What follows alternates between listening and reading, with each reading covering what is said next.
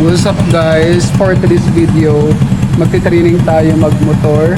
Mayroon akong kinuhang trainer, si Vince, andun siya sa unahan.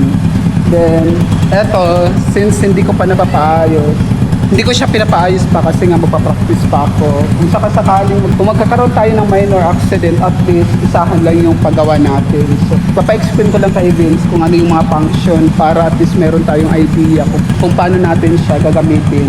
At habang tinatanong at inalam ko nga yung mga gamit ng mga parts ng motor na to, ay lumapit si Dawi at gusto niya munang tumisting kung ano yung pakiramdam sa motor na to. Sa mga oras na to, wala akong kaba na nararamdaman dahil tapos na ako sa era na mahiyain, takot, walang confidence sa sarili. Graduate na ako sa ganong part na yun. Nandito na ako sa stage ngayon na matured na ako, na na-realize ko na dapat bawat hapon ng buhay, lagi kang matatag, lagi kang matapang, lagi kang handa at laging magtiwala sa sarili na kaya mo. Ang bottom line nito, wag kang negatibo mag-isip dahil kung ano ang negatibong iniisip mo, yun yung magiging resulta. Kaya tandaan, para sa maunlad na buhay, laging maging positibo sa pananaw bawat araw. Ang katakutan mo lang ang Diyos dahil siya lang yung nakakataas kahit kanino man dito sa lupa. Ang dami kong paliwanag, di ba? Magmumotor lang naman tayo. Sa part na to, gusto kong magyabang dahil wala pang 30 minutes natuto na ako mag-balance. Thank you sa iyo, Vince, ang galing mo magturo. At dahil nag-aalangan ako sa pag-ikot at nakukulangan ako sa space at may mga bata pang nagbabasketball, natatakot ako baka mabangga ako. Kaya nagsuggest ako kay Vince na pumunta na kami ng Kamarbuan at doon kami sa may welcome. At pagdating namin doon, hindi na ako hinawakan ni Vince. Kaya malaya akong nakapagmotor at natuto ako agad. After nga ng training ko, tinanong ko si Vince kung nahirapan ba siya magturo sa akin. Ang sabi niya ay hindi. Kung meron mang makakapanood ng video na to at hindi pa marunong magmotor at yung tanong mo kung marunong ba ako magbike, yes po, marunong ako magbike. Sa pagkakatanda ko, 12 years old ako noon dahil may bike yung kapatid ko. Na-aksidente ako that time, kinain yung pa ako ng gulong dahil ang preno nun is mano-mano na sa may harapan ng gulong. Kaya nabiyak yung hinlalaki ng kanang pa ako. Pero okay lang dahil natuto ako magbike at ngayon nagamit ko nga at madali akong natuto magmotor. Sa totoo lang, ayaw ko talaga matuto magmotor kasi nga marami akong kakilala na naa-aksidente at namamatay pa nga. Gusto nga akong turuan ng kapatid ko sa Maynila dahil dalawa silang meron. Ang sabi ko ay ayaw ko talaga. Yun nga lang, napagtanto ko nga nung nandito na ako sa probinsya, motor pala ang pinakaunang transportasyon na pinakakailangan mo para mapuntahan mo yung dapat mong puntahan. Maalaala